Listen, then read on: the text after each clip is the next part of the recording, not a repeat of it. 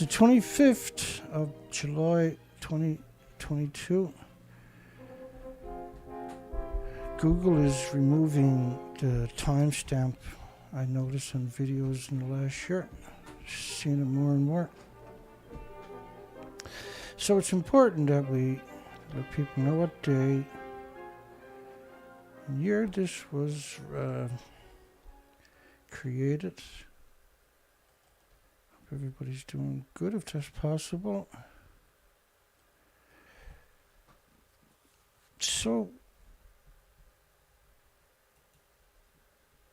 there's new technology we covered last night at the beginning of the show where you use X-rays to atomize rocks to drill down into the earth 800 feet and tap into 930 degree plus temperatures as geothermal energy. And you can do this in coal plant, oil plant, gas plants, nuclear plants. You can drill right underneath it, tap into it, get rid of the coal, gas, oil, and nuclear, and just use the rest of the equipment. It's a permanent, renewable, build it and walk away type solution to your energy. The so-called golden nugget. EDF Asks UK to trigger force majeure in Hinkley Point nuclear contract. EDF is notorious for making contracts and then breaking them immediately. They'll make them and then they'll get the contract and say, oh, sorry, a couple of years' time we'll get to it. And we'll probably be 10 years late on getting it finished and 4 times over budget. But it's okay, it's nuclear.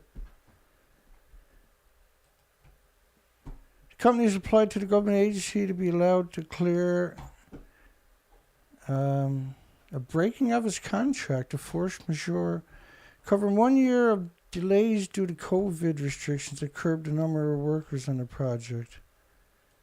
They got a billion excuses. They've never built anything on time or on budget or even close to it. And now they can't even build their own plants are breaking down quicker than they can. It was half their plants were down. Now there's another 6 because of water issues. They don't have enough water. They're using up their fresh water supply. Over 70% of the fresh water goes to nuclear. The other 30% is no good. It's according to Stewart, the managing director for Hinkley Point C, if approved, it will extend the time EDF has to start generating electricity before it starts losing funding. It's paying for Hinkley Point as it is. The French government is. And so this is absurd conversation where you're talking about captured nuclear plants doubled as launch pad for relentless Russian rocket attacks. So when you hear the word now relentless, it's implying they're firing thousands of rockets from a nuclear plant each day, and you can't fire back at it.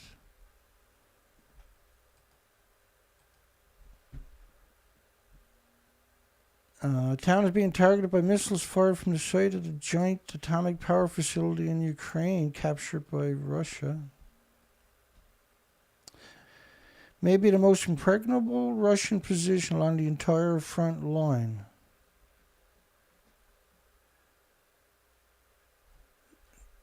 So it's absurd. You go to a nuclear plant, take it over, and they just fire missiles. Nobody can shoot back at you. Ruthless and stupid. The worst combo imaginable. But then we're talking about nuclear, so that's the norm. They're putting their artillery just beyond the reactor, firing over the reactor. So Ukrainian armed forces cannot shoot back. We've covered this quite a bit in the last week, right?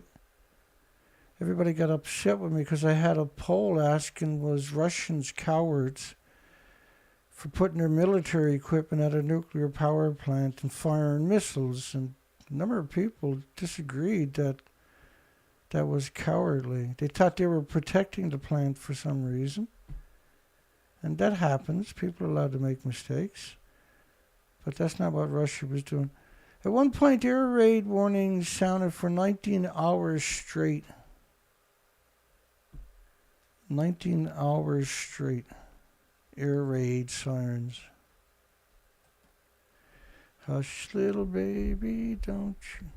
We gave some antidepressants to our kids who were in tears at 4 a.m. Try give them a hug next time, you rootless crazies. You don't give them antidepressants to a child. Which reminds me, we got a poll tonight. These children should get antidepressants though. Should nuclear students, all of them, have to work at Fukushima nuclear meltdown before they can graduate? Well, this is pretty simple. Look, the majority of the kids are coming from the nuclear industry. The fact that they signed on to nuclear doesn't make them innocent. And is it better to have the homeless, the destitute, the victims of society, the immigrants that don't speak the language at the nuclear power plant, or nuclear students who are full of piss and vinegar and coming up with ideas? They'll dress appropriately compared to the homeless. They won't wear paper suits like the homeless do. I think, now every time we have this poll, I always get attacked about it. And so normally a spammer will come by and will spam the no up to around 25, 27%. By the end of the show, that's what we predict will happen. It always seems to happen with this particular subject. We gave antidepressants to our kids. Yeah. They're in a war zone, Dana. Still, don't give them antidepressants. They're addictive on top of that. Warming rivers threatens nuclear plants and already tight power supplies. I got a great show tonight for everybody. You can tell how hyped I am, obviously. High water temperatures put additional strain on operators. High water temperatures threatening to lower several countries' already abnormally low nuclear output. So, with warming temperatures, because of the nuclear industry radioactive fallout, which is climate change, is nuclear, causes climate change. Gas, oil, and coal emissions don't cover the planet. They only go 50, 100 miles maybe on a windy day. But nuclear will cover the whole planet. This model is 19 days in this corner. That's 19 days after Fukushima radioactive fallout started. It's visible cloud pulsing energy every second, almost at the speed of light. That kills all the species, heats the ocean up, heats all your rivers, lakes, estuaries, streams, melts your glaciers. Cold oil and gas, carbon doesn't do any of that. Carbon doesn't pulsate energy every second for millions of years. Nuclear power plant in Switzerland is reducing its production to avoid the river that cools it, reaching temperatures deadly to marine life. Don't beat around the bush first. The road waters become too hot for the job amid a slow-burning heat wave that's killed hundreds. Reactors can no longer be cooled without releasing water downstream that is so hot it kills whatever is in the stream.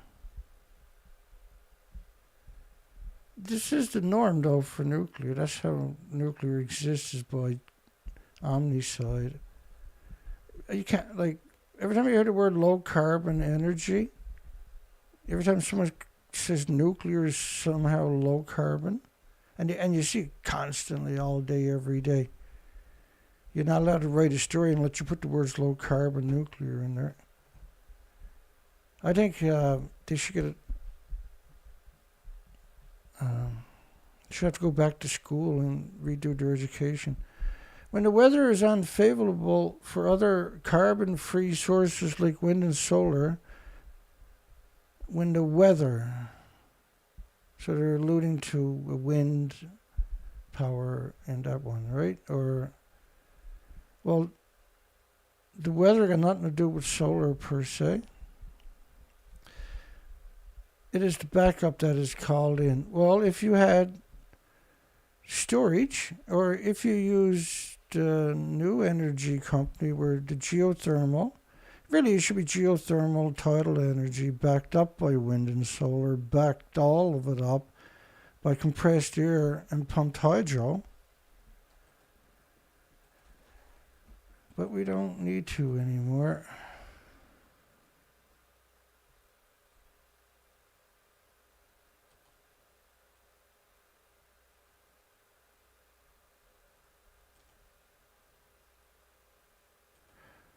Ah, yes.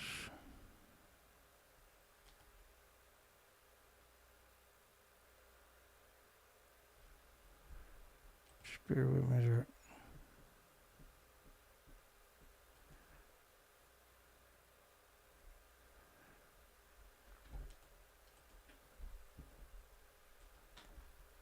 So, Quaise Energies, they're going to drill down with new techniques because it's hard to drill apparently after 400 feet. Somebody might want to tell that to the deep geological repositories, which would be perfect for compressed air storage, by the way. So Quaise can use X-rays to tunnel down to geothermal and can replace all current energy materials, coal, gas, oil, and nuclear, at the same site. So stop feeding it coal, take out the coal part and put in geothermal, keep everything else straight. That's pretty awesome.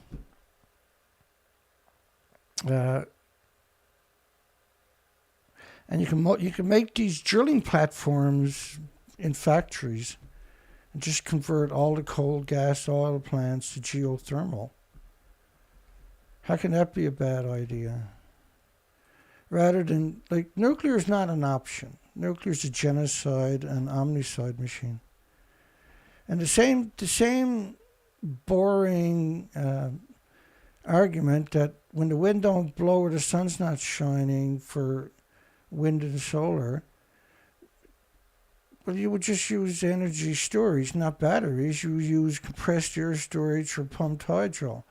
But now you can use geothermal as a backup until you replace, well, not even a backup, you can replace geothermal's 24 hours a day energy. It's not dependent upon, it's dependent upon the Earth moving through space at 55,000 miles per hour.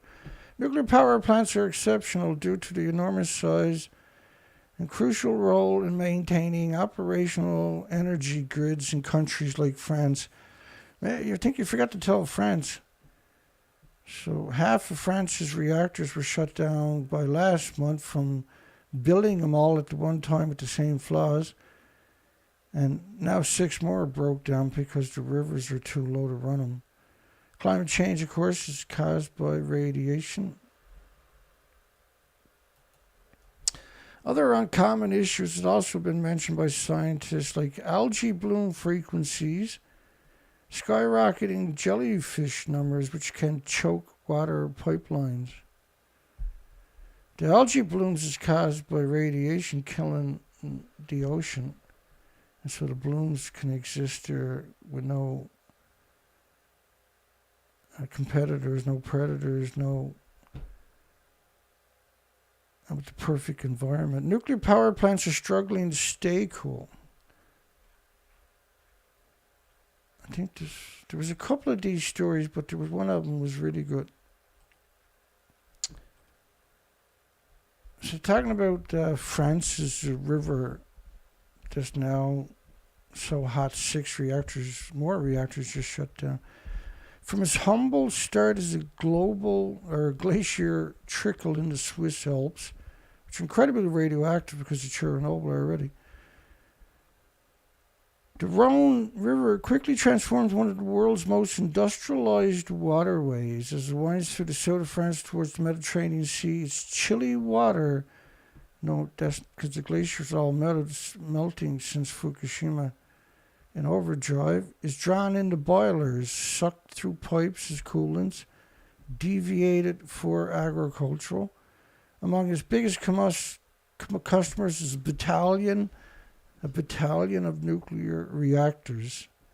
Since the 1970s, the river and its tributaries have helped generate about a quarter of France's atomic energy.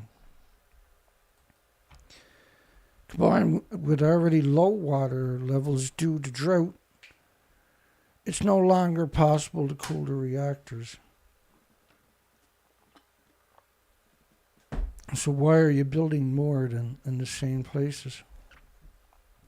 Without expelling water downstream that's so hot to extinguish all life in the rivers. France has been working at that to no end now for, 60 years. They're pretty well accomplished it at this stage. This summer's cuts, combined with malfunctions, maintenance, have helped reduce France's power output by nearly 50%. It was nearly 50% several weeks ago. It's much worse than that. As the Swedish historian puts it, much of the present-day nuclear energy is not about splitting the atom, but about managing large-scale aquatic concerns. Nuclear technicians are known to refer to their craft as a very complicated way of boiling water, which is what Einstein said too, by the way. Producing steam that spins turbines, but it also pollutes the water because the water is downhill from it, right? Everything runs downhill. But much more, and they dump huge amounts into the river each day. Much more is usually required to keep the reactor cool. That's why so many facilities are located by the sea and along big rivers like the Rhone, I think you pronounce it.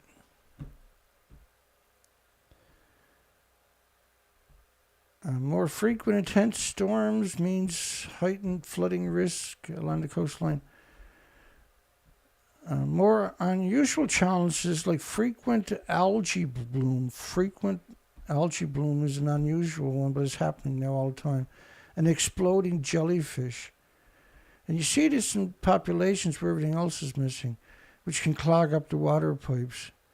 This is since Fukushima, you've seen this explosion and that happening. Those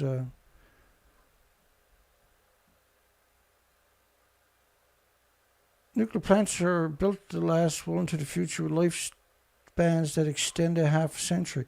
No, it's supposed to be 30 years because of the Wigner effect, neutron bombardment of the high pressure 1,000 plus psi containment vessels. 1,000 plus psi. So if them being brittle is not a good idea because there's such high pressure, so they originally agreed on a 30-year. And many of them shut down before that because of the bombardment of neutrons. Long before, regulators thought to factor in climate-related threats they would eventually encounter. No, the climate change, the nuclear industry, constant releases of isotopes into the environment has contaminated the environment in increments. Fukushima was overdrive. It was the tipping point. But nuclear had us on the way there all along, see?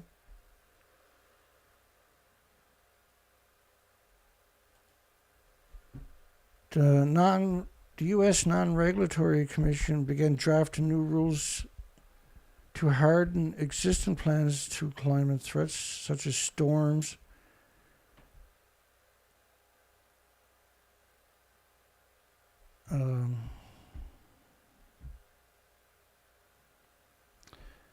so the process identified dozens of nuclear facilities could face flooding problems under extreme conditions.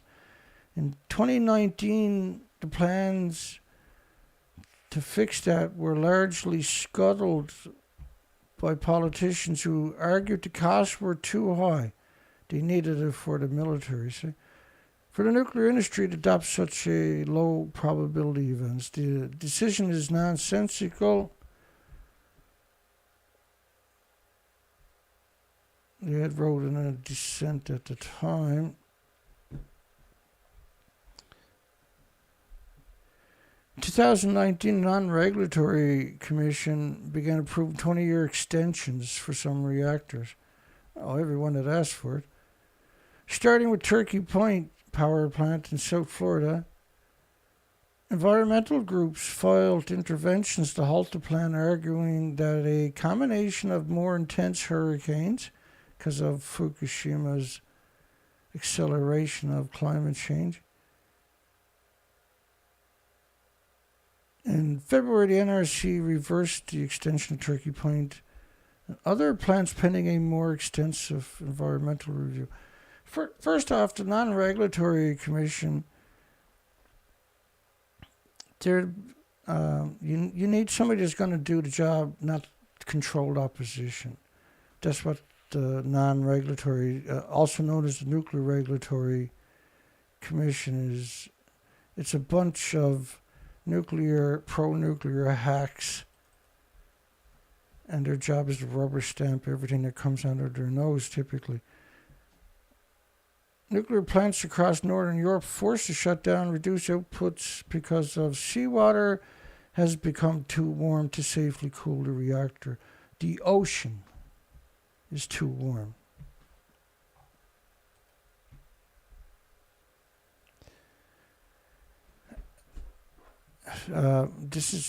All of this can be traced right back to when Fukushima happened. You see the temperature rise within a year or two dramatically.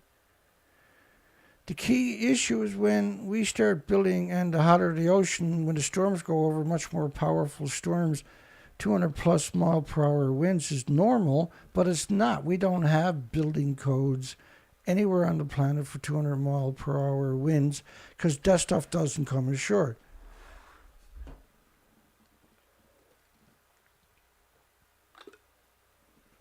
We don't need new plants anymore. We don't need new plants because we have geothermal can replace all existing plants by piping right directly into the plant itself that's already built. Don't worry, you'll come on board. For the full lifespan of the plant to 2080 to 2100, that's the scariest thing imaginable, building more nuclear power plants. It's truly like the people in the pro-nuclear community is not like other people. The pro-nuclear community's entire existence is predicated upon lies and deceptions and misrepresentation, to the point now where the kids that are going to university to get an education in nuclear understands that the job exists, but you got to be a professional lawyer. You have to get the education to get the job to tell the lies. The job is to tell lies. Which is why we got a poll tonight. Should all nuclear scumbag students have to work at Fukushima nuclear meltdowns before they can graduate? Well, first off, that'll be the end of nuclear students. They won't pick the course because they know better. They know that they're going to go to Fukushima and get incredible, brutal, life-changing doses. They're just simply not going to do the course. Right? Does that make sense to everybody? In the meantime, in France, regulators are expecting a long summer. Because France is just starting, and already everything is shutting down left, right, center. And imagine what France's this winter is going to be like. While the heat may pass, low water levels can persist because the glaciers are almost gone. They don't have anything to fill up the rivers with anymore. Since Fukushima melted down, I might add. Resulting in cutbacks that last for weeks or months. Months is right. Try it till next spring maybe before they get everything else that they can sorted out. EDF recently told reporters that it expects more cuts in the coming months as water levels continue to fall. See, you wouldn't say that if you had a healthy glacier.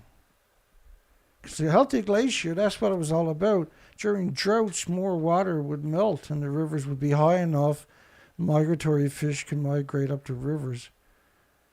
The geophysics of the planet is not designed to accommodate nuclear. Nuclear is not supposed to exist. Right? Nuclear is unequivocally not supposed to exist. Rosatom pours first cement for Egypt. Oh, and they're paying for it too. And they're going to supply the uranium. When complete, the $25 billion plant, $25 billion. Contract stipulates that Rosatom will finance it, build a plant on top of that, and supply the uranium to fuel it. And begin a 10-year training program to teach Egyptian engineers the skills they need to run the reactor. So Russia, the government, will pay for it, build it, and supply it. That's not a nuclear renaissance. That's a propped up fake industry. There you go. This story should warm everybody's hearts. This is what we expect from the nuclear industry. Chinese nuclear-powered torpedoes could be fired in swarms over thousands of miles with disposable reactors, they call them. China's developing nuclear-powered torpedoes, and the torpedoes will break off into swarms on top of that. Low-cost nuclear reactor will be able to drive a swarm of torpedoes across the Pacific Ocean in about a week. In contrast to Russia's Poseidon crewless submarine, the first known underwater drone propelled by nuclear energy. Underwater drone with no crew propelled by nuclear. Really, the nuclear industry's idiots. They're actually idiots. There's no laws to stop this because the regulatory agencies are the idiots themselves. This is what happens when you just only hire stupid people year after year after year for decades. Then stupid becomes normal. The new torpedoes could be mass-produced, unlike the small modular reactors. Not only that, but the scientists said that the new torpedoes could be placed in standard torpedo tubes, joy, and launched in vast numbers from virtually any submarine or surface warship. I'm so giddy with excitement. That's what you expect from the nuclear industry, right? This is the norm. How stupid can we be? Well, I can put disposable nuclear, a throwaway nuclear reactor. Throwaway nuclear. Should be throwaway nuclear scientist, shouldn't it? I beat James Lucid to that one. He usually knocks those out of the ballpark.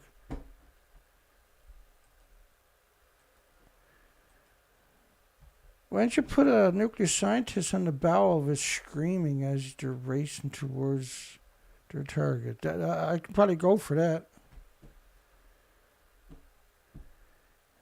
In a paper published this month by the peer-reviewed journals of Unmanned Undersea System, a publication run by China Shipbuilding Industry, China Shipbuilding, the nation's largest naval contractor, lead scientist Gu Jiang from the China Institute of Atomic Stupid claimed there is a fundamental difference between the design and the Russians' Poseidon.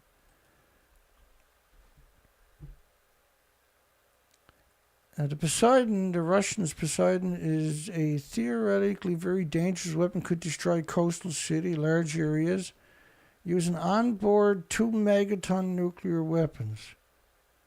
Drones out there cruising the oceans with 2-ton nuclear weapons.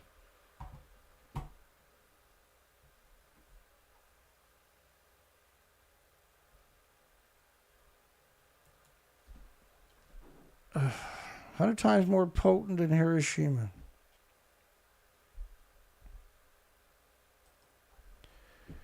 You should just get a ship, fill it up with all the nuclear scientists, and then send those weapons and see if it kills them all. Just as an experiment, right? The Chinese research, that's the whole thing about this industry. If you actually were part of the industry, you said, hey, let's put all the nuclear scientists on a ship and blow it up with a nuclear weapon to see how many survives. You'll get funding. The industry is so vicious, it'll actually give you funding before it realizes that it's not a good idea. But originally, you'll get funding 2 weeks later, but oh, maybe we shouldn't do that. We need nuclear scientists to kill all the beagle dogs and puppies. Because that's what they do, right? They love killing, because beagle dogs and beagle puppies are notorious sniffers, right? And they like to study that part of the animal, but you got to cut the animal in two to figure it out. That's what these go, like, typical nuclear scientists started out as, in college, they would go out and kidnap beagle dogs and beagle puppies for the laboratories they were hoping to get summer jobs at, right? People probably don't even believe me. That's how they work, man. They're crazies. I thought everybody knew that nuclear scientists, when they were going to university to make ends meet, were kidnapping beagle dogs and beagle puppies for the nuclear scientists so they can use them and sacrifice them for their experiments. And, like, you'll never see a picture of a nuclear scientist walking with their dog,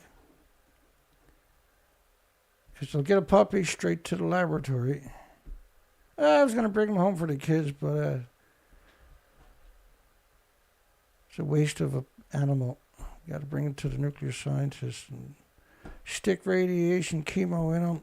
Make sure it kills before you ship it off to the hospitals. AI technology, such as machine learning, will enable the torpedoes to pick and hit targets with little to no human assistance.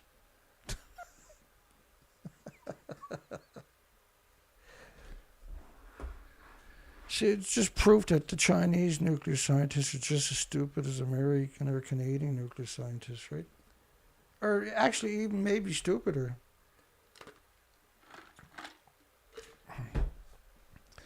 I was reading all this and that.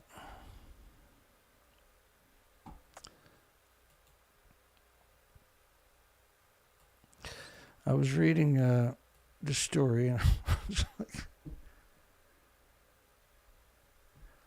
I should take antidepressants after reading this story.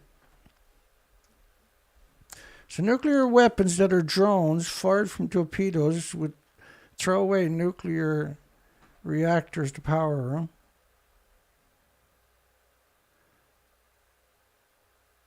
them. I don't even know where to start, really, because it's just like, oh my God, we finally got to this stage, did we? Nuclear weapons flying around in the ocean with nuclear reactors powering them, with artificial intelligence dictating what they're going to kill.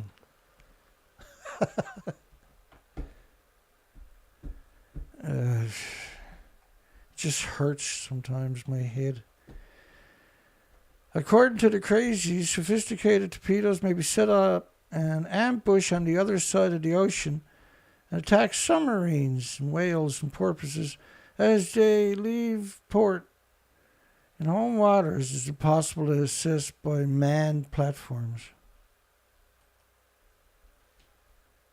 According, the torpedo swarm may receive commands from humans or another autonomous underwater command vehicle to perform various tasks like reconnaissance and pursuing a valuable target. So nuclear stalker bombs out in the ocean just waiting for an opportunity with nuclear reactors to drive them indefinitely till they find a target. That sounds about right. This is the nuclear industry, right?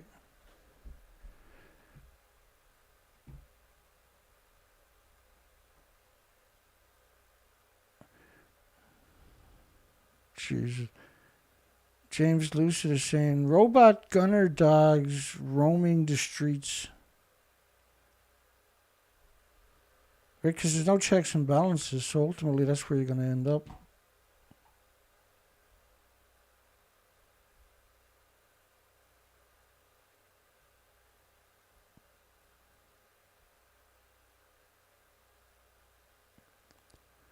Yeah. Does humanity have a future? No. Does the species have a future? What kind of silly joke is that, Dana? We got a mass die-off happening here as I'm speaking, folks. Thousands of cormorants and murs and turs are washing up on the beaches. Emaciated, from what I'm seeing and hearing at the reports. But a couple of scientists says it's probably avian flu, because there's a lot of birds dying, Dana. Well, that doesn't add up. There was 1 million common murs died in 2015 up by Alaska. I was on the ocean up there at the time. And they had all starved to death. Nobody said, look, there's millions of birds dying. It must be the flu. The same year, there was over 1 million Cassini auklets had died along the same area. They all starved to death. Nobody was out saying then there's hundreds of thousands of dead Cassini auklets. It's guaranteed to be the flu, Dana. I can't stand scientists anymore or academics. I can't stand them.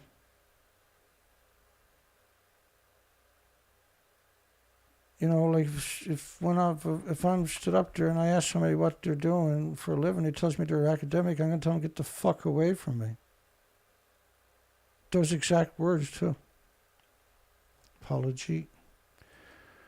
The cost of a Russian jet, Russia shot down one of its newest jets. Apparently the Americans captured it after. Whether that's true or not, because there's so much propaganda from this lot. The cost of the jet is about $50 million. Russia shoots its own jets down. That way nobody's disappointed that the Americans done it, because it's American weapons and it's NATO weapons. The only reason Ukraine is not completely destroyed is NATO's weapons being funneled in there from every direction. Yes, France is now asking the citizens to ration electricity. Don't go boiling the kettle no more.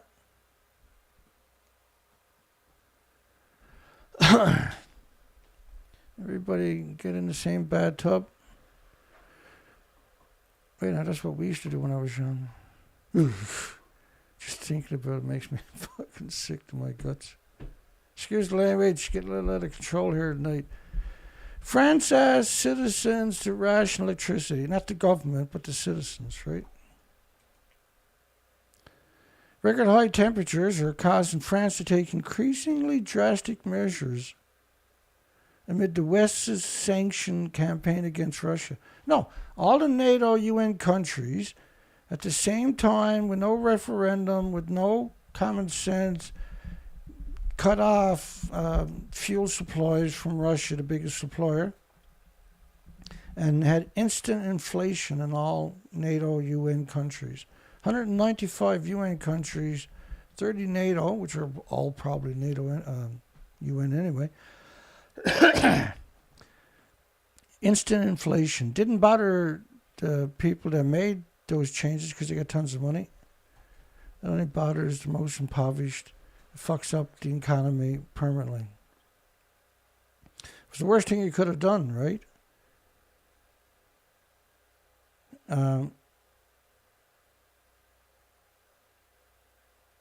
Due to their decision to sanction Russia's over unrest in Ukraine, they didn't make the decision, right? UN made the decision itself.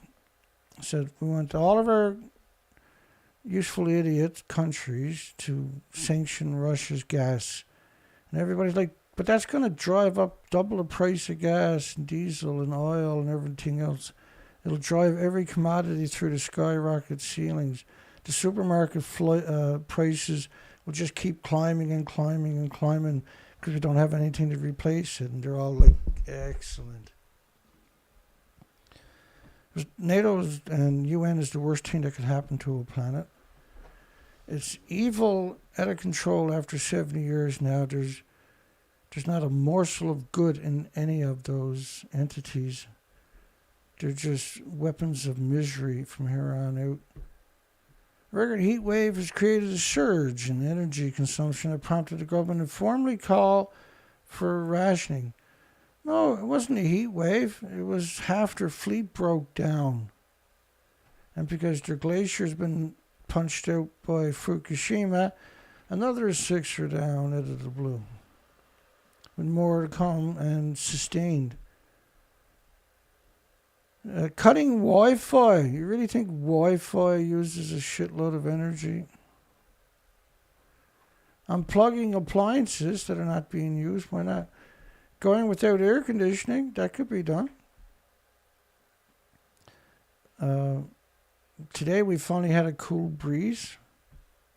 Cracked every door and window in this place wide open all day.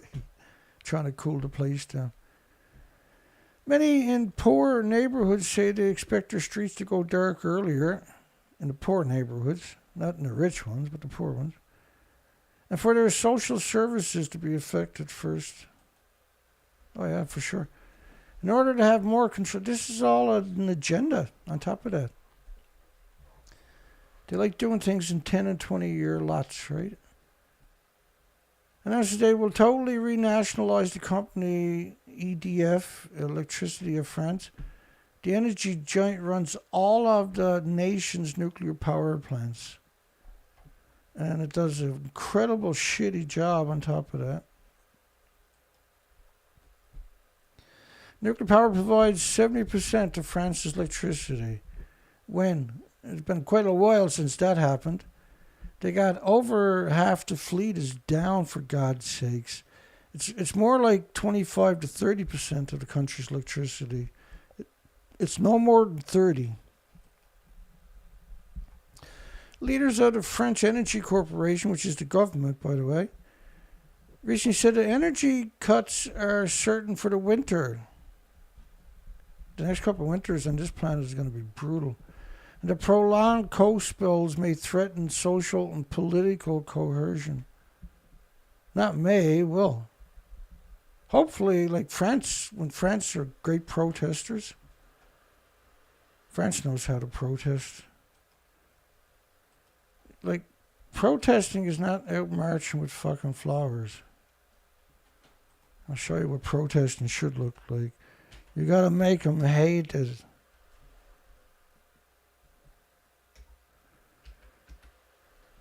You gotta be obnoxious.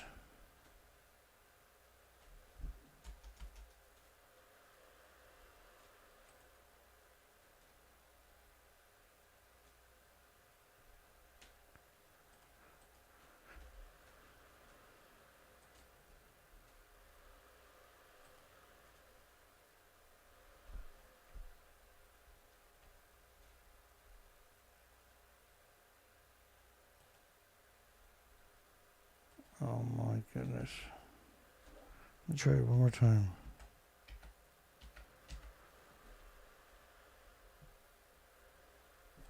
Oh, there we go. Here's how you're supposed to protest. Let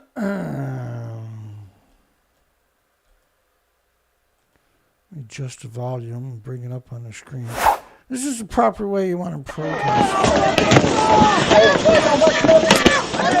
The clashes were violent and widespread. Perfect. Hundreds of police and anti-nuclear protesters chased each other through the fields and woodland near Vallon. Roadblocks were set up to try to prevent more protesters converging on the area, but at one point a group managed to block a section of the railway line. So that's how police are going to treat you, right? They're going to beat you up. They're going to be wearing all kinds of special equipment. They're going to have shields and big gloves to protect themselves, but you're not going to attack them, typically. When the police will use their shields together, they're almost impregnable. So what you need is garden or fire hoses with the big brass end, and then the fire hose will go right over their shields and crack their helmets in two. But that's the proper way to protest. The clash. Look at the coward spraying pepper spray. Coward. In South Korea, when they protest, the protesters will bring 4-foot bamboo sticks. That's what protesters want. But if they hit you with that, you'll know it for weeks or if not months. And they're going to hit you. The police will bring 4-foot bamboo sticks and will fight them. Quite the spectacle. And so there was one reporter who said, well, you're the police. Why don't you bring, anti-riot gear like we see worldwide? And he said, no, we lose respect with the community if we do that. And to be a police officer in South Korea, the minimum, you have to be a 4th-degree black belt in Taekwondo, typically. It was the hottest day on record in the UK recently, and probably today, with temperatures topping out at 40-plus degrees Celsius, 104 degrees Fahrenheit. That's the hottest they've ever been there. You've got to realize Britain is not exactly known for long, warm weather, right? It's a very short summer, same as here on the East Coast, actually, on the Atlantic. The situation forecasters predict it might be the worst case scenario, but that we wouldn't have to deal with until 2050 is now normal. It's one of the many weather events we've seen around the world over the past few years to be greatly exacerbated by radioactive fallout from Japan. In the last few years, since Fukushima, we've seen all of these events. And this could be, if you look at the science of these radioactive plumes covering your planet, because coal, oil, and gas emissions can't heat a planet. Nuclear does. And so invisible plumes continuously pumping energy every second for millions of years. All the fuel pools worldwide are pulsing energy every second.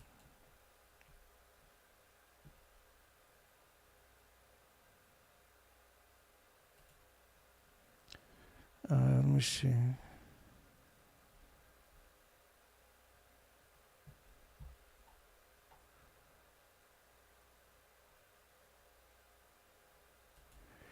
Yeah, the best way to protest is you got to bring the same weapons as they're bringing.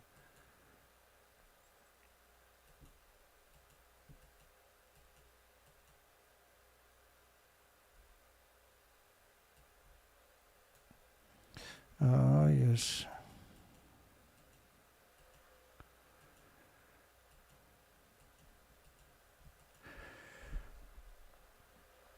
So this is just one of the many models of the radioactive fallout from Japan.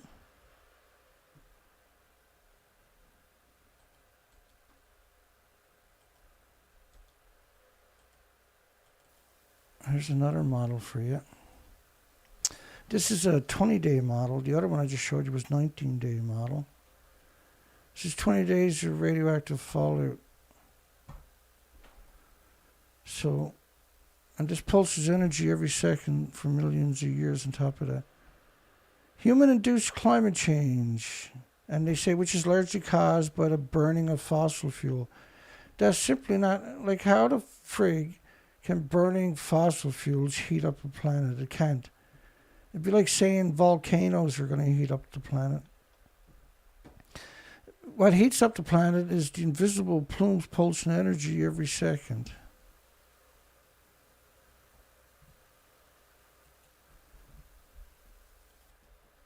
Human-induced climate change. Others resorted to discrediting, insulting the scientists and activists sounding the alarms. One conservative politician openly called those linking the heat to climate crisis cowards and snowflakes. This is a sizable new nuclear plant they're going to build, surrounded by farms. If that doesn't terrify you and mortify you, what does? If that doesn't frighten the daylights out of you, what does? These plants are hemorrhaging radiation all the time. Eating the food is just guaranteed sickness and diseases. And Chambers of Commerce is too stupid to know the difference and comes out and licks the boots of the nuclear industry like a good patsy.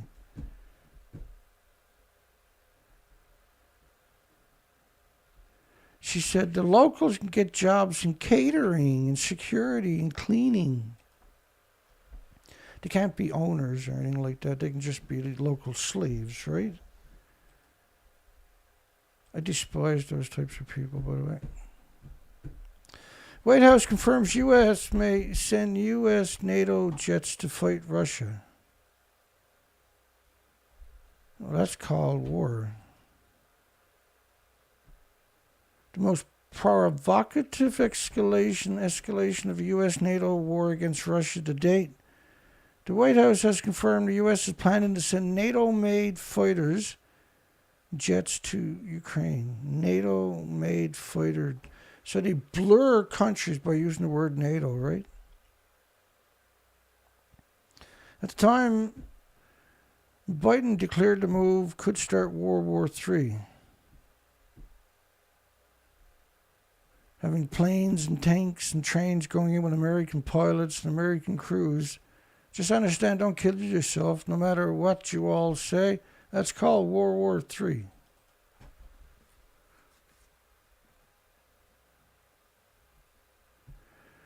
Somebody said, Dana, that was a fake image with the farmland. Yeah, no, that's the model, right? That's not a real reactor, that's fake. But they're going to put it in farmland. The whole thing is scale. That's exactly what it looks like. Once they do it, it'll be built into farmlands.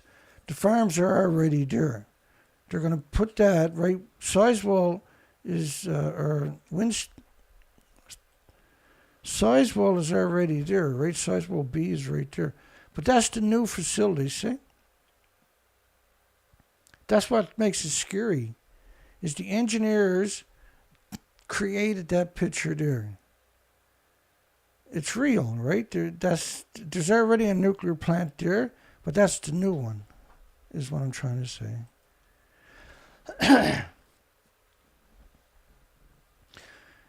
And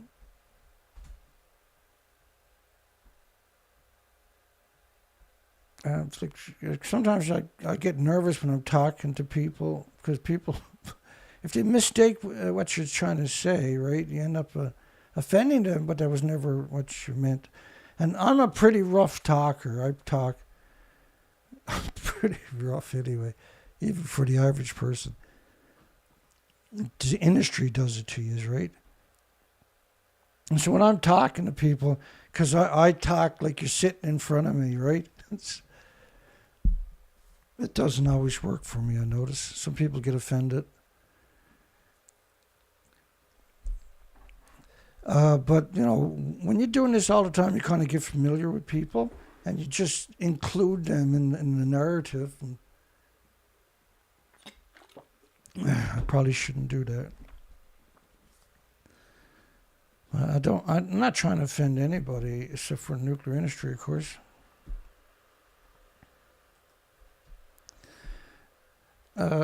Writer fears that Holtec will dump the radioactive water while Cape Cod naps. Well, they've been doing it all along. So the water they're talking about is from the fuel pool. So allegedly they took all the fuel rods, the reactor cores out of the fuel pool.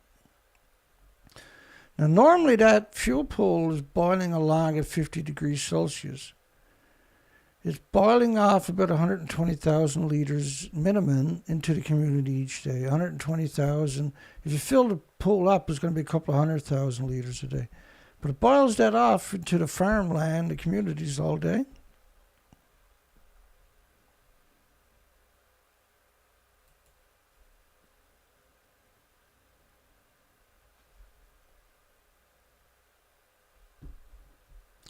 Houde claims an existing permit gives them the green light to dump. Well, yeah, that's what the non-regulatory commission had actually said. To dump to treat it. Now they're claiming they're going to treat the pool water. That's 100% fabrication, by the way. Company contends that once the water is processed, they should be able to release it. The fuel pool water is evaporated into the community all the time. But, like, there are stories out there, I don't know where exactly I got it, in the archive, where water from a fuel pool was spilt and they had to replace all kinds of material because they spilt the fuel water.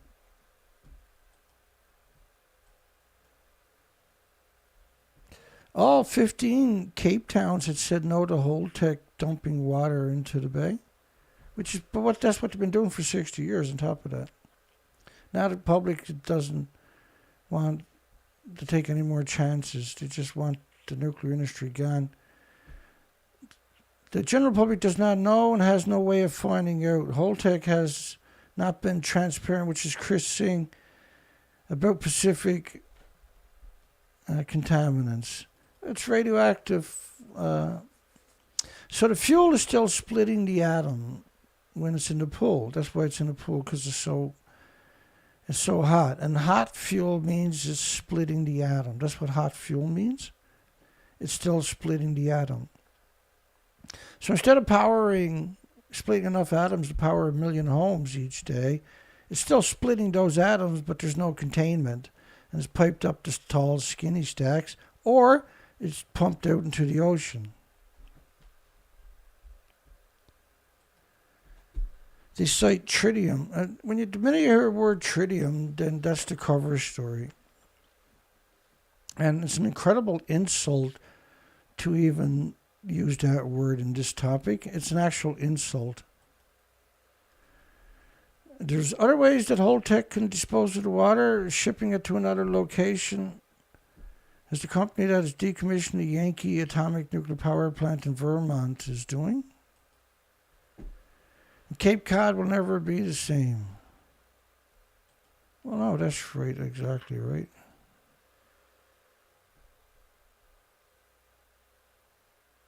How Britain plans to bury its nuclear waste. Was actually planning on sounding right now out in the ocean floor. It wants to drill a tunnel, way out under the ocean, and then put it out there. Because they know it's going to melt down at some point in the future, and then the ocean will go in and keep it cool, but at the same time, you'll kill the ocean for sure for millions of years. This is Sellafield. And Sellafield, of course, that's the picture they show you. You can kind of see the farmland, but when you step back and take a picture, this is typical of nuclear plants worldwide, surrounded by farms.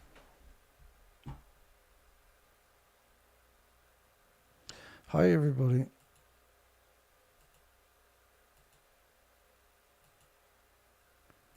How's everybody doing? As Boris Johnson forges ahead, he's not forging ahead, he's stepping down. With plans to triple Britain's nuclear output, he's not planning, the nuclear industry is. He's just a mouthpiece for whatever the lobbyists tell him to say. As nuclear output in to shift away for reliance on Russia. He pledges to build a mini nuclear reactor in almost every garden across the country. If not, he'll surround it by gardens, by farmlands.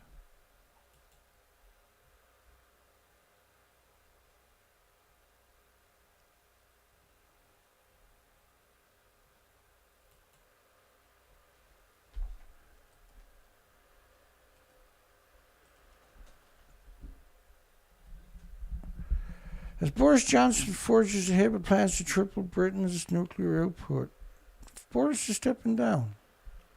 So the media can't open its mouth without lying. Germany could U-turn on plan to scrap nuclear power. Apparently they did today, right? They U-turned on shutting off 3 remaining nuclear power plants because of Russia. Or because they got pressure from nuclear industry for 11 years straight and finally gave into it. Or not gave into it, but they finally got somebody pro-nuclear in position of authority to do it for them. Yeah, Andrew Pretty Quick says we can't clean up from Windscale, which they changed the name to Sellafield after the nuclear meltdown in 1957, which was a mixed oxide fuel facility. But Donneray, for instance, was another reprocessing site, and they expect 315 years before they can have that cleaned up. I can't see how they can ever clean up Sellafield. I just can't see it. Reduced gas deliveries mean Germany is bracing for a tough winter. Reduced gas deliveries from Russia. So Russia is being used worldwide as a reason to promote nuclear. Everybody's using that exact same excuse worldwide. Right? Just a group of people known as UN doomed the countries into inflation by pulling back on Russia's resources because they don't have resources to replace it. Like, don't care. We're not taking their gas. We're not taking their oil. Don't care. I don't care if you all starve to death. We're not helping Russia by buying their fuel. Oh, yeah, we'll take their uranium, though, for a reactor, but we're not going to buy their gas and diesel. This is United Nations and NATO countries, just single individuals that done this to everybody worldwide. Because everybody dropped the ball, right?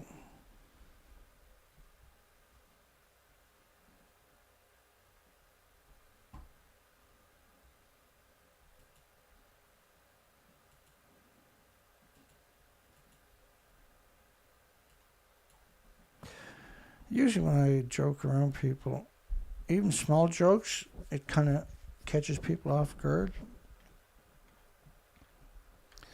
I shouldn't probably do it. Germany, could you turn on scrap? Well, I should, it will. Nuclear bomb market is booming worldwide. It's think tanks, right? Nuclear bomb market is booming. Which, that's the misery machine, see? EDF is going to redesign the flagship UK nuclear reactors after China reactor had shut down and had series releases and melted assemblies.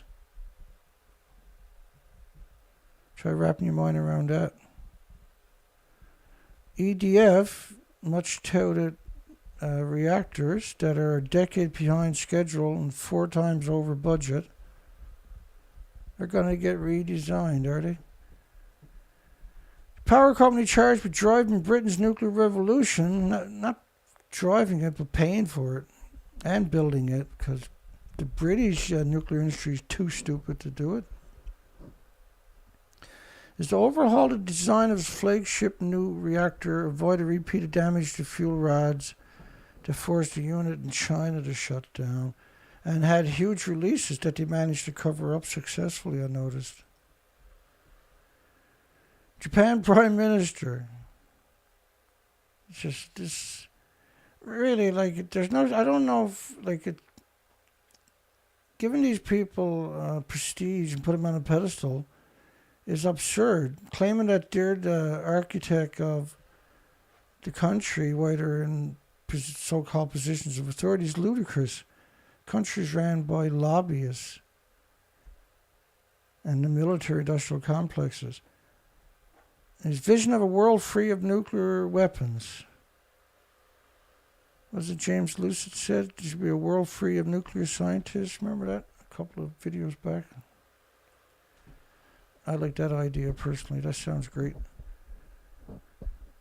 Kishida also hosts the G7 summit in Hiroshima in a nuclear wasteland. Why did they build Hiroshima and Nagasaki back on a nuclear crater? Whose genius idea, idiotic idea was that?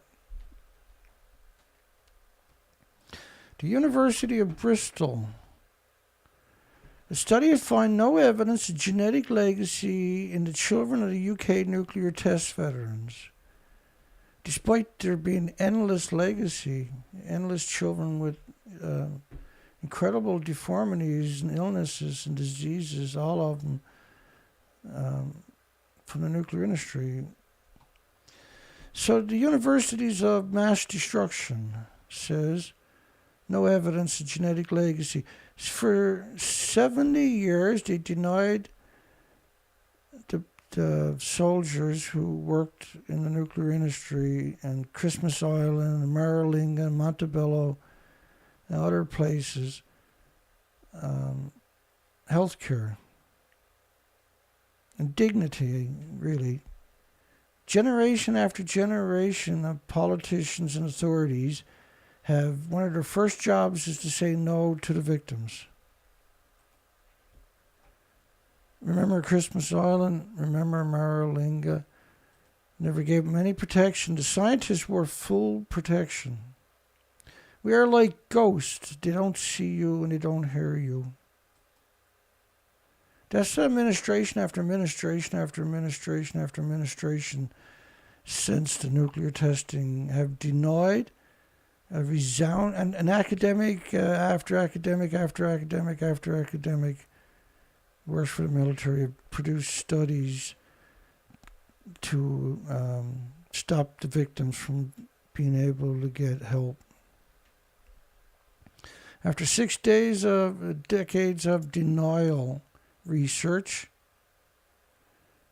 at the University of Liverpool has proven some of the servicemen ordered to watch bomb tests during the Cold War could have passed deadly radiation on to their children. Britain's nuclear test veterans are the victims of a genetic curse a new research had revealed. And that was 2014. And there's so many of these stories out there. But no, the University of Bristol is like, no, there's no evidence of genetic legacy. Despite the endless legacy that exists. Scientists are finally concerned that Britain's nuclear veterans are the victims of genetic curse. But the University of Bristol just put out a study saying there's no such thing, Dana. Yeah, they're the pro-nuclear community. Nuclear test veterans. Campaigners say nuclear poisoning is spreading through the families from veterans at the tests to children and grandchildren born with deformities. Ex-Armed Forces Minister Sir Nick Harvey backs $25 million fund for the children of nuclear test veterans. But the University of Bristol is like, no, nobody even got a hair hurt. The MP says the government has a moral obligation to care for the disabled children of men poisoned by the nuclear tests in the 1950s.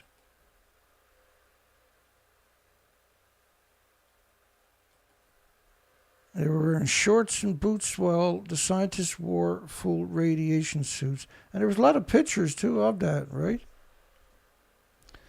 The men had to live in toxic fire for up to a year while inhaling irradiated dust, swimming and drinking poison water. In the 80s emerged, many of them were dying from cancers. But cancer is just one of 1,800 illnesses. Research from New Zealand proved test vets had genetic damages 3 times worse than that of Chernobyl survivors, and that their children had 10 times the usual rate of birth defects, 6 times the usual level of leukemias, and 7 times the normal incidences of Down syndrome. But the University of Bristol students are like, no. They're going. Dana's going to ruin the name of the nuclear industry. We can't have that. They're better than these people. The nuclear students won't be able to get an education if the truth comes out, Dana. Which is why we got a poll tonight, by the way. Should all nuclear students have to work at the Fukushima nuclear meltdowns before they can graduate? At 47 votes, 91%, a resounding hell yeah. A resounding fuck yeah, baby. University of Bristol. They would probably go out and stab all the sick children just to get rid of them if they got the chance, right? Common defects in children, grandchildren include missing and extra teeth, missing digits, malformed organs, skeletal problems. Genetic damage is 3 times worse than Chernobyl survivors. Children had 10 times the usual rate of birth defects, 6 times the usual level of leukemia, 7 times the normal incidences of Down syndrome. University of Bristol is like, no. They're almost dead. We just want them gone. The veterans' wives have been found to have 3 times the usual rate of miscarriages. And the children are 5 times more likely to die as infants. And babies are 3 times more likely to be stillborn. The University of Bristol like, no, don't care. We can't sacrifice the nuclear industry just because a couple of 100,000 children are sick in each country. But while every other nuclear power has compensated their bomb veterans, Britain stands alone in denying any harm was done.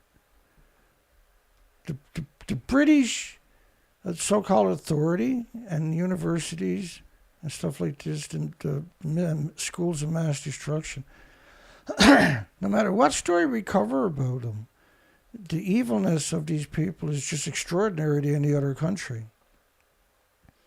Nuclear scientists from Britain are infinitely more evil than evil nuclear scientists everywhere else we notice. Inside of Britain's sloppiest town, where the only form of exercise is drinking. This is in Chatham, England. This is a fucking nuclear wasteland, for God's sakes. It's such a strange inside of Britain's sloppiest town, where the only form of exercise is drinking. Now, this is from the Mirror. The Mirror is disgusting, right? It's among the 200 sites that may be riddled with radioactive nuclear waste, is Chatham. Not maybe, but it is. Buried at the dockyards 1968 to 86.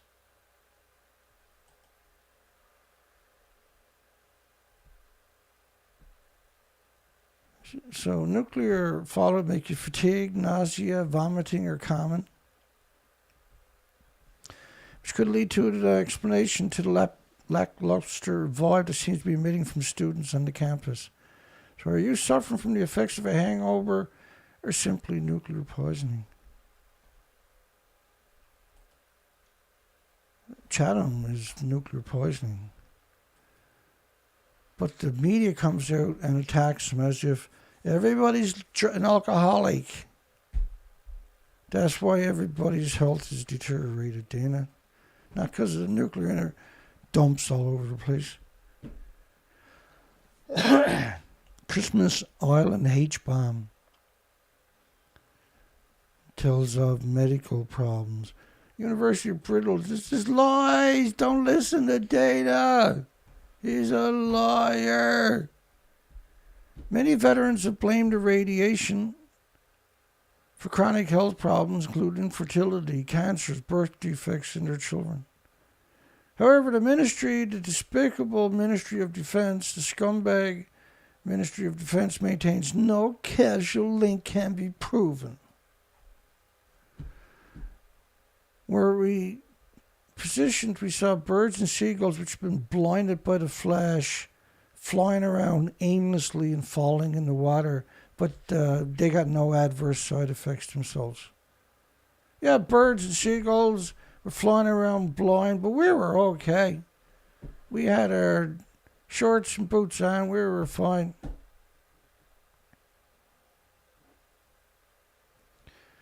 So his daughter died very young. He blamed it on the fact he was contaminated by radiation. The Ministry of Defense throws so much money about. They're refusing a small amount to the veterans, the small amount of veterans that are left. Generation after generation cutting the throats of their cronies. I thought soldiers were supposed to stand up for soldiers.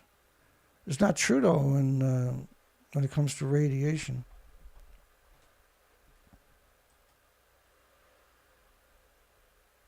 So I think we were part of one big experiment, still carrying on. Seeing what happened when we die and what happens to our children.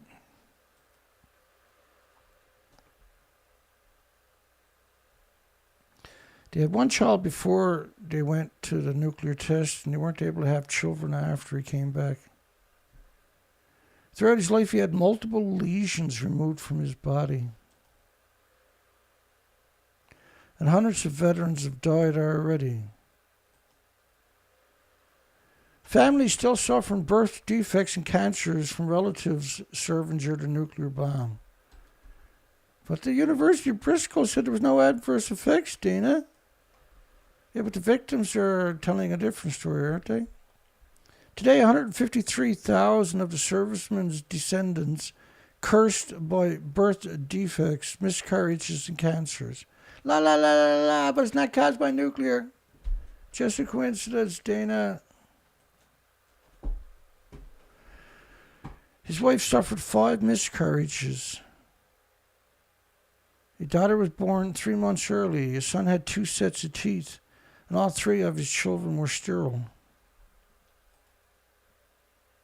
He served at Christmas Island during the biggest and dirtiest hydrogen bomb explosions. And he knew of comrades suffering cancers and birth defects in their children. This is the craziest. One day while having chemotherapy, he turned to me and said, "This is down to Christmas Island." Like, you're at a nuclear test site, you get cancer, then you're going to go to the hospital and they're going to stick more radiation in you to finish you off. And this is why I get angry so much. It's absurd. You're dying of radiation poisoning, go to the hospital and they kill you with radiation poisoning. Some people call it chemo. It actually should be obviously called radiation poisoning.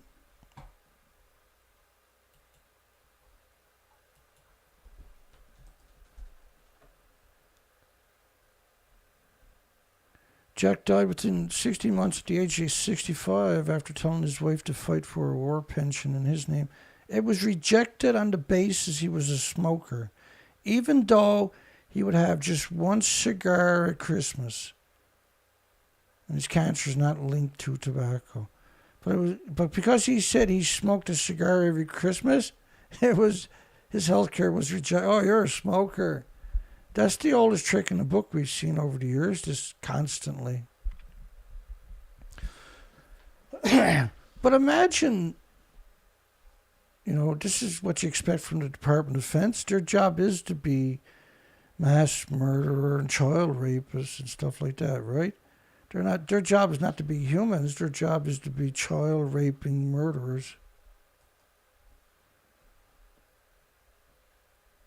Studies have shown the wives of nuclear test veterans have 3 times the normal rate of miscarriages and the children had 10 times the usual rate of birth defects. Yeah, really, like the Christmas Island, the people that lived there, their babies, they call them jelly babies because they're so deformed.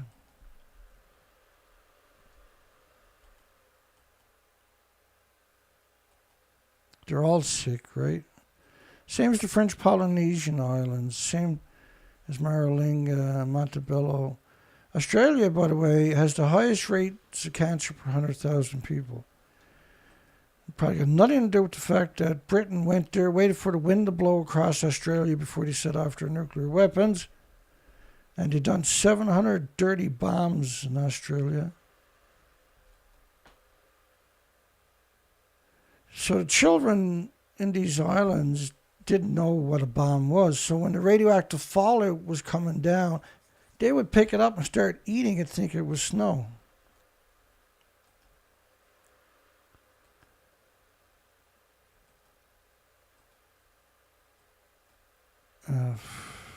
Every facet of it is just, well, you know, like they made a mistake, so owe up.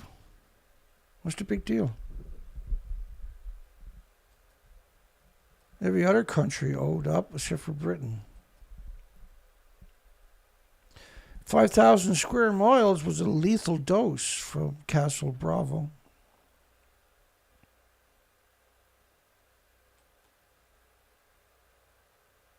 Nearly every Marshallese you'll speak to has a cancer story. But it's not just cancer. People get sucked into that, see?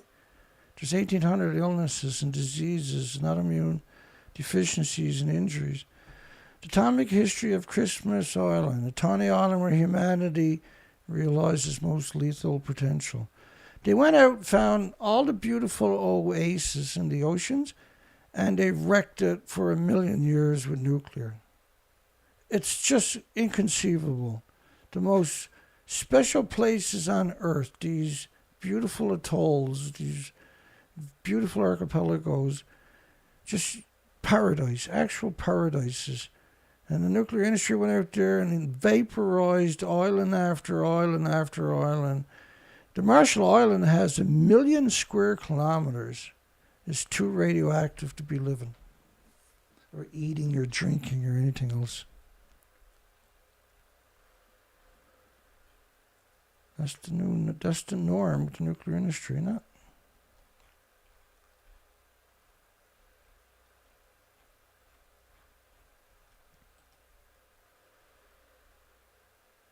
Food was contaminated. You would get food poisoning, even drinking from fresh coconuts. All fish except shark gave us cramps. We were given some medicine by the soldiers. While the islanders continued to eat and become unwell, the servicemen were ordered not to eat the local food because of the contamination.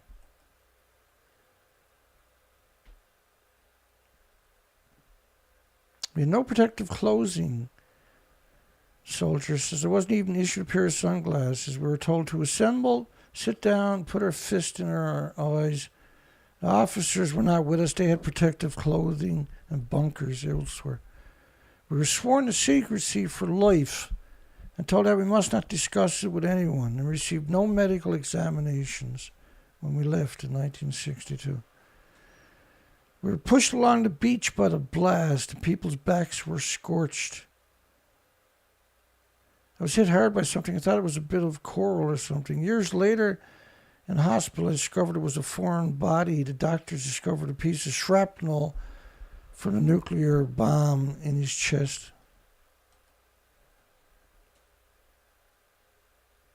The general public became aware of the health effects of ionizing radiation after Hiroshima and Nagasaki, which killed 225,000 people. And the Atomic Bomb Casualty Commission was then established and carry out guinea pig studies on the survivors. Approximately 200,000 people were followed for 74 years. That's guinea pigs, which is illegal under the so-called Geneva Convention, by the way. And Geraldine Thomas is one of the people there. They only studied external doses on top of that. Hiroshima and Nagasaki, to today, still can't get health care after 76 years, even from the Japanese government. They said they didn't ingest enough radiation to cause harm. This is patently absurd to suggest it. If you look up the actual studies, you'll find incredible amounts of study of radiation in Hiroshima and Nagasaki. Then they built the city back on a bomb crater. The definition of evil in overdrive.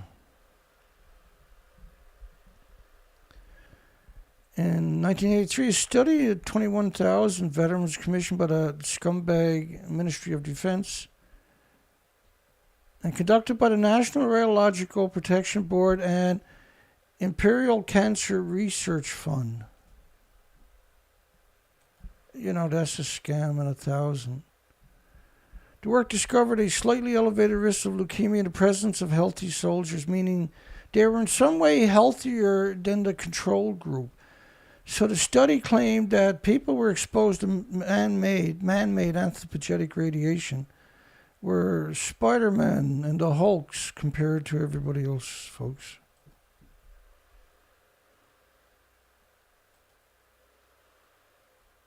Evil has a name. It's called scientists and academics.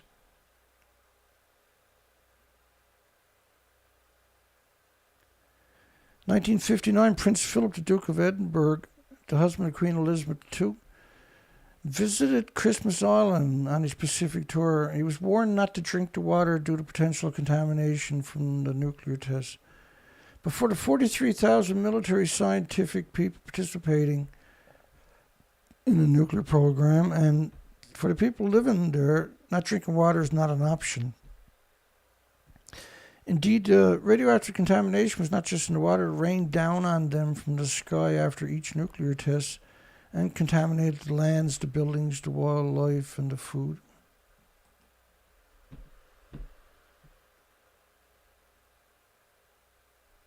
Air Force Civilian Specialist Program Manager of the Year award, only the military, eh?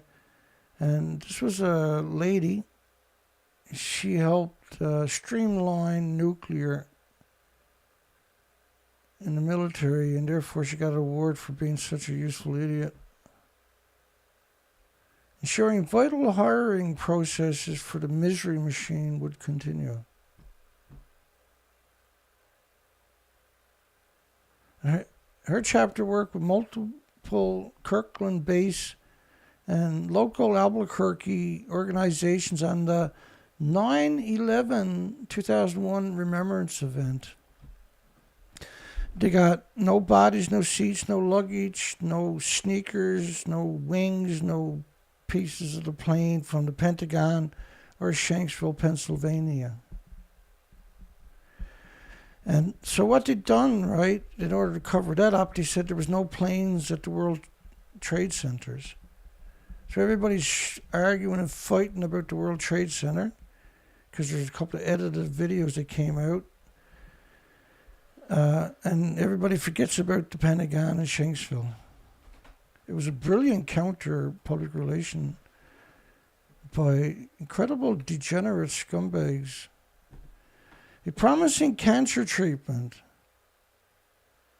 made in Lansing with particle accelerators. If it's from nuclear, you can't treat cancer. So this was a new radioactive isotope, and there's roughly 2 Curies worldwide in all the laboratories. A Curie is 37 billion disintegrations per second. And so like a gram of strontium is about 120 Curies per gram.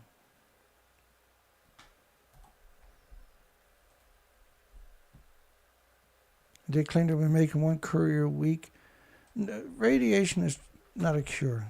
It's not a solution for anything. This story here, the legacy of Shinzo Abe in Fukushima. The legacy of Shinzo Abe in Fukushima. The assassination of former Prime Minister Shinzo Abe shocked the world, except for me. Especially in a country like Japan, where firearms shootings are mostly absent. This event led many to examine the contributions of Abe. Shinzo Abe, rather. Still, little was said about how Abe shaped the aftermath of one of the largest catastrophes of Japan, Fukushima. Since beginning nuclear meltdowns at the Fukushima Daiichi nuclear power plant, more than 4 different prime ministers ruled the country, and none had a deeper impact on long-term governance of the disasters than Shinzo Abe did.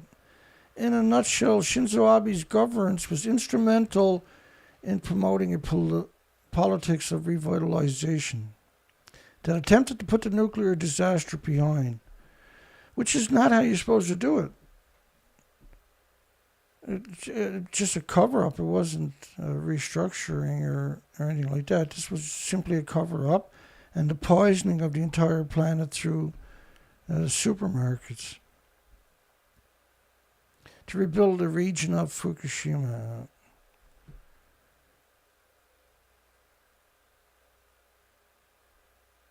Let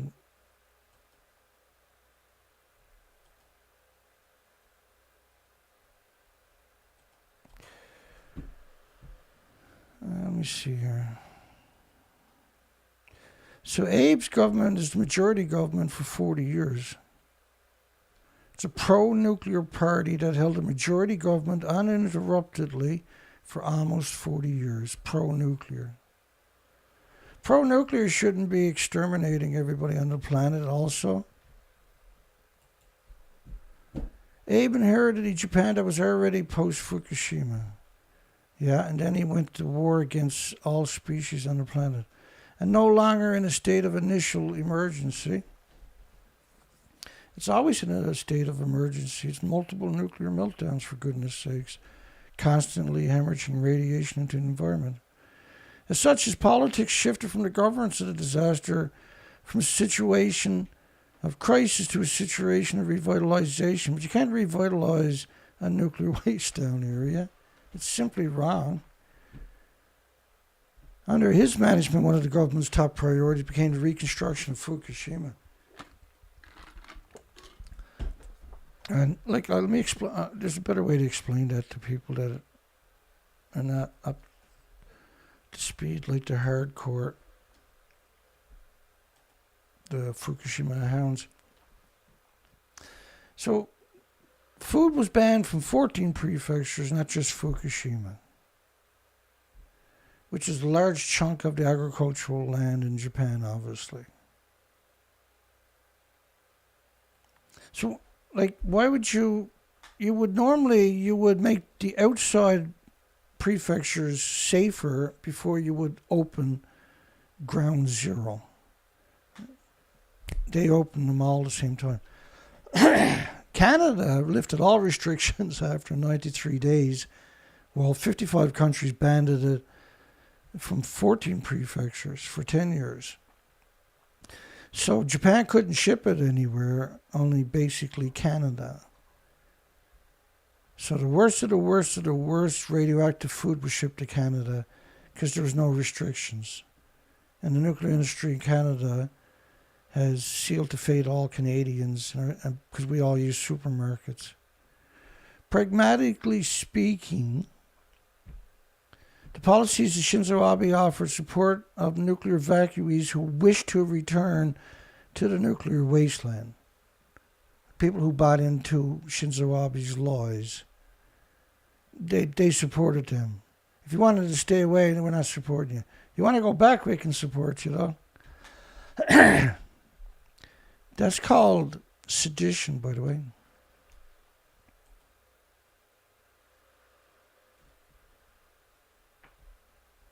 They used lots of social economic incentives, attempted to restore tourism and agriculture. They cleaned up 3% of the land, most of it was agricultural. You can't actually clean it up.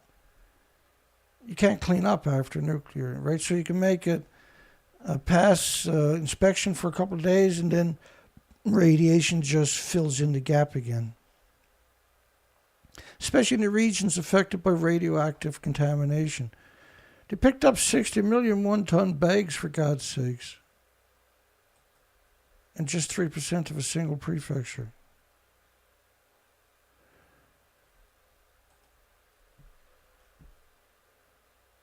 The economic policies were inseparable from the understanding of revitalization in the nuclear wasteland. I'm glad he's shot. There should have been a dozen people who shot him.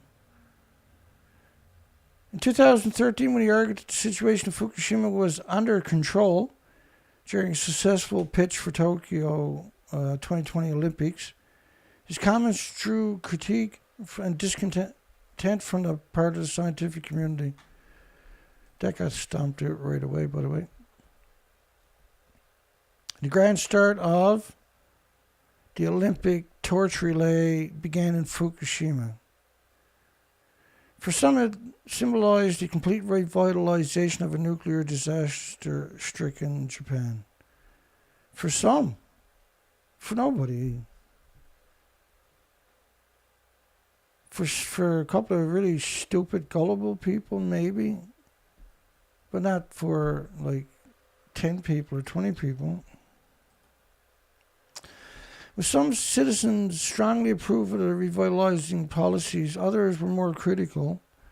So when I conducted research on the disaster, many citizens argued to me that Abe's policies pushed the economic revitalization of Fukushima at the expense of the potential risk of radioactive contamination. Is right. But the only thing true they said. Housing assistance for voluntarily nuclear evacuees, people who fled Fukushima on their own initiatives, were cut off by the government in 2017, forcing them to go back to Fukushima beyond their will.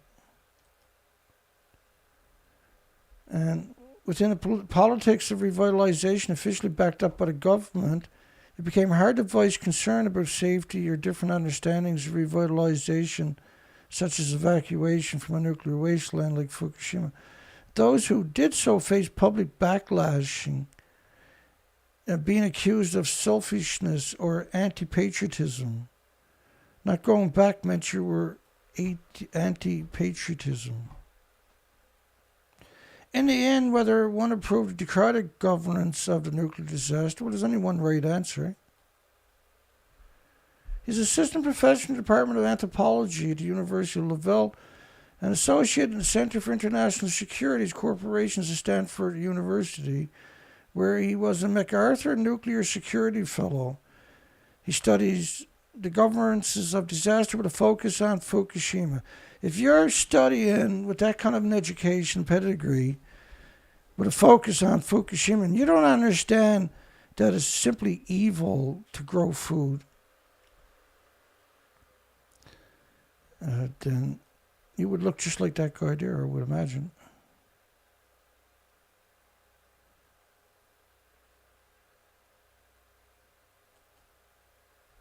Well, you'll never see him out walking his dog because he gave that to the laboratories to do nuclear research on.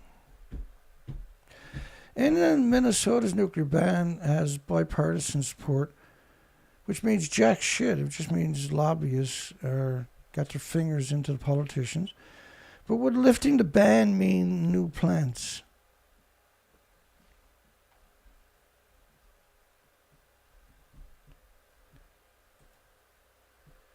President State 2 aging nuclear plants are set to shut down in 2030. And while many pro-nuclears say nuclear could be the answer to reliable, clean energy, massive cost environmental concerns remain a major roadblock. Thank goodness. Well, they don't need to, right? If they use quasi-energies, geothermal technology, they can replace all their existing facilities, keep them there, but just replace the driver. Instead of gas, oil, or coal, just take that out and stick in geothermal. It's a brilliant idea. But there's a lot of pro-nuclear in this area. There's actually a moratorium for nuclear, by the way, in Minnesota from 1994. Stands in the way utilities developing new nuclear power plants, whether it should remain in place. It's an issue of which some Republicans and climate-conscious progressives, climate-conscious, aka pro-nuclear, and Eric Myers, remember Eric from Generation Atomic? Mr. Down syndrome. I'm not sure if it's Down syndrome or autism, but you can't see his forehead in this shot. We've come across him quite a few times. He's a puppy raping deviant at best. Eh? Oh yeah, we can't see his forehead. There it is.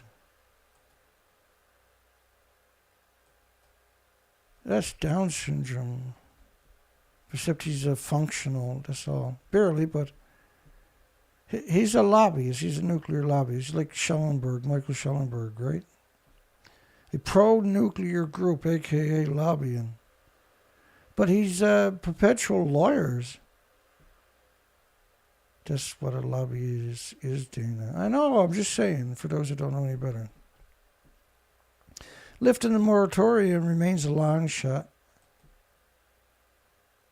But there's always going to be some receptive because never say never to a lobbyist with a suitcase of cash, right? That's how they work. Walsh calls for Minnesota to end its nuclear moratorium. There's nothing stupider looking than that picture right there, really.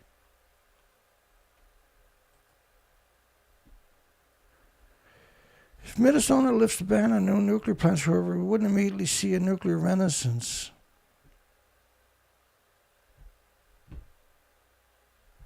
Even the moratorium went away tomorrow, we're not going to start building anything. They take a long time just to get to find the land, just to level the land, it's a $500 million just to do the engineering.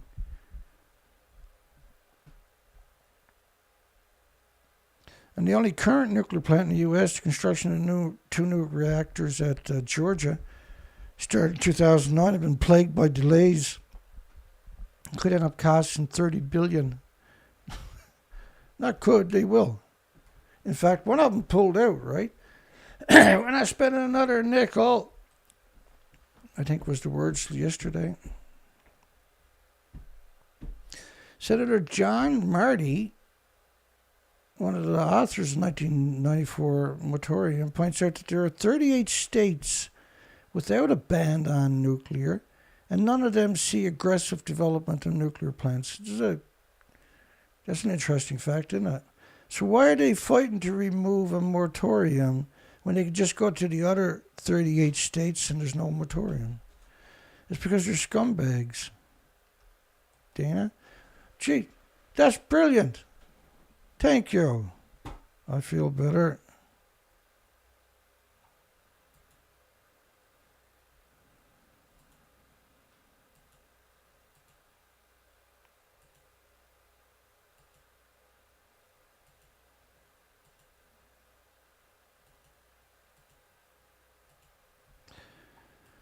I was trying to switch off yesterday and today, and so I was learning another song on the guitar. American Pie. And turns out there was a movie just came out about American Pie, and I happened to find it and downloaded it, and because I don't watch TV, right? And so if I'm going to watch a movie, it typically has to be something to do with my interests. It's not that I do much of that anyway, but American Pie was a story written once in a lifetime song, basically. Written at the right moment, with the right words by the right author. And they nailed it right on the head, right? It's a great song. And then I'm trying to learn on the banjo. Which side are you on? Old rebel song, protest song from 1930s. It's a great song. And it's unusual because most banjo songs are not singing songs, right? You know, I've transposed music, like even Johnny Cash songs, onto the banjo, so you can actually sing while you're playing piano. But the typical banjo songs are not really singing songs. There are banjos used in bands, don't get me wrong, but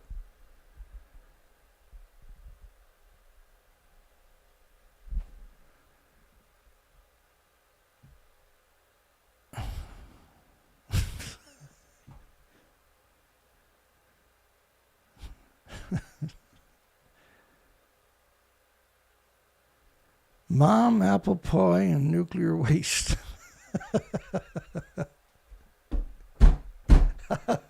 I want a T-shirt that says that. That's fucking hilarious.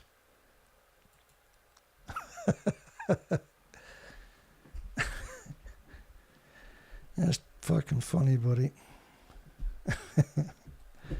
That's it. I'm starting to get delirious. I might as well call it a night. Which side are you on? Which side are you on? Yeah.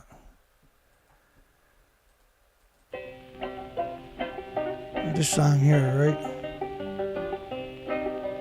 This was written in 1931. This was recorded in 1940, this recording. So I'm learning that on banjo right now. I'm just sitting there picking it and trying to figure it out on my own. Come all of you good workers, good news to you I'll tell of how the good old Union has come in here to dwell. Which side are you on? Which side are you on? My daddy was a miner and I'm a miner's son, and I'll stick with the Union till That's a great song, battle's won. But anyway, that's the show for tonight. We'll call it a night right here, I guess. They say in Harlan County there's so much to cover tomorrow night. Fantastic show for tomorrow night. Union man or a thug for J.H. Blair. Which side are you on? Which side are you on? Yeah, Pete Seeger does the song, but he didn't write it. Stand it? Oh, tell me how you can. Will you be a lousy scab or will you be a man? Which side are you on? That's the original recording from 1940, right? That was the first time it was actually recorded. Don't scab for the And I get a copyright every time I play the song. So I'll learn the song on the banjo. I'll learn the song on the banjo and then I'll record it, and then I won't get a copyright no more. I don't care anyway.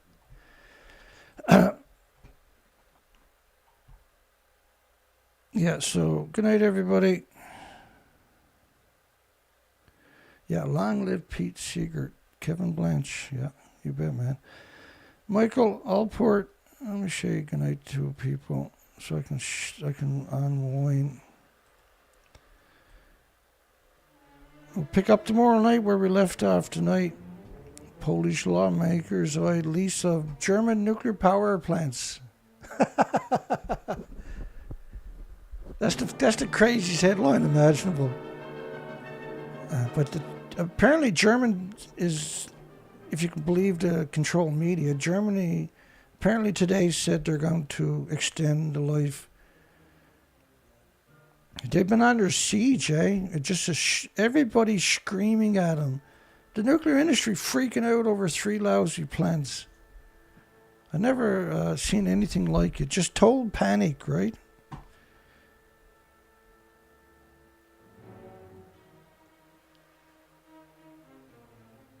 Kevin Blanche, Richard, McCann. Good night, everybody.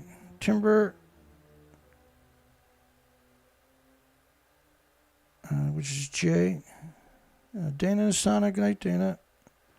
Michael, Allport.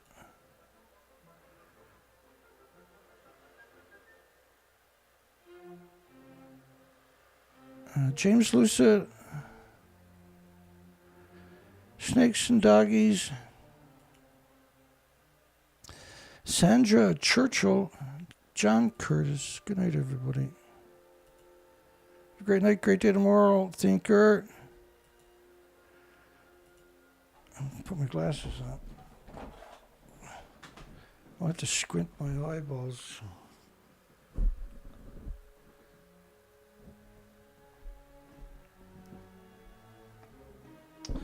Let me see what else.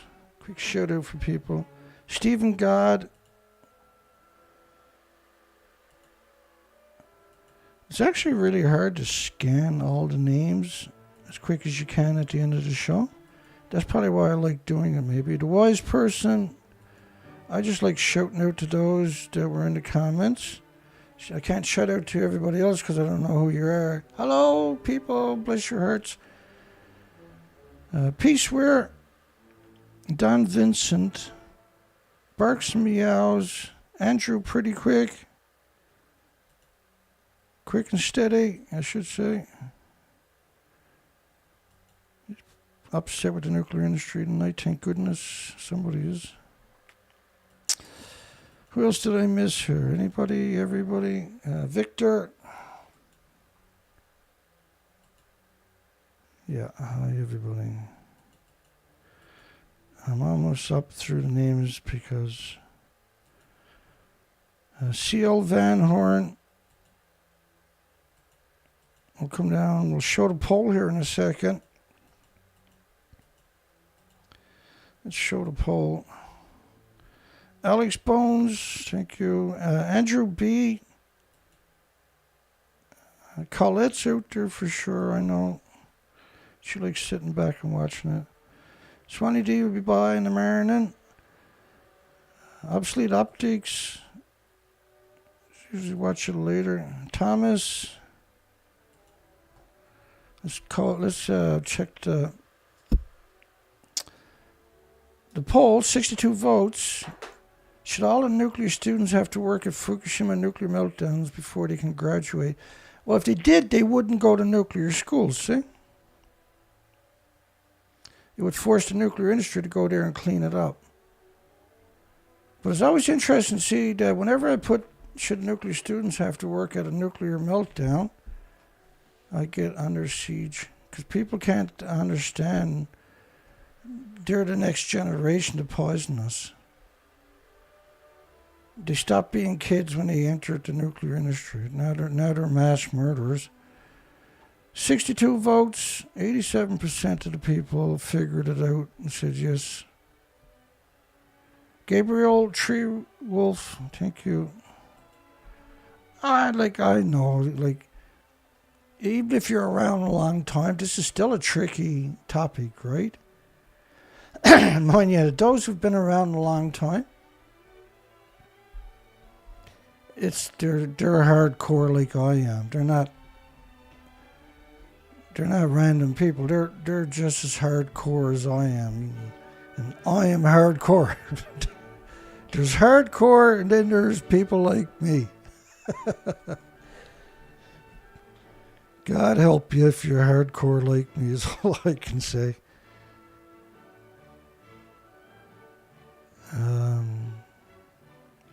If I missed anybody, my apologies. I know I missed a couple of people, just Skilwigla. Such a difficult name to pronounce. I seen earlier, but I didn't see it when I was going up through the names that time. I'm just cruising back up to the name one more time to see if there's anybody that I missed in particular, because I always seem to find one or two. Looks like I've done everything right this time, so that's cool.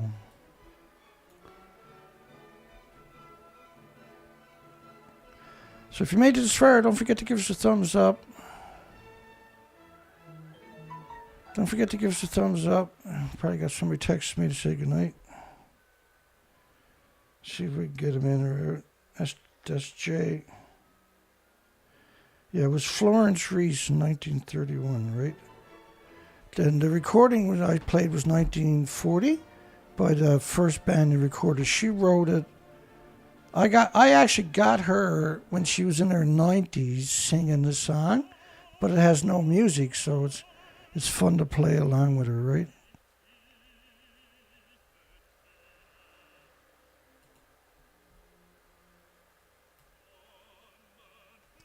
Okay, looks like I got everybody anyway.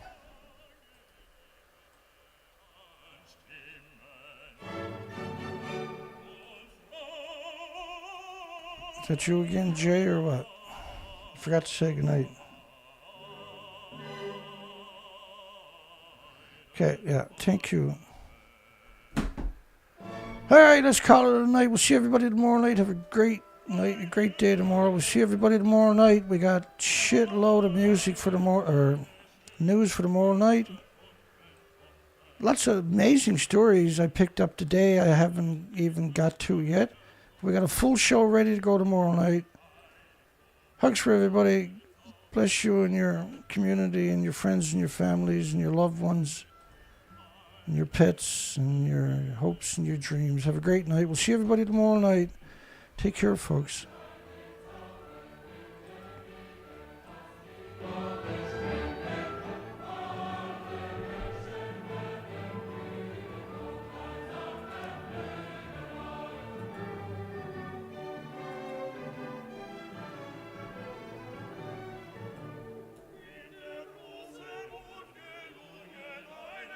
Yeah, another Gmail. I'll give it another minute. See who else shows up and I'll say goodnight.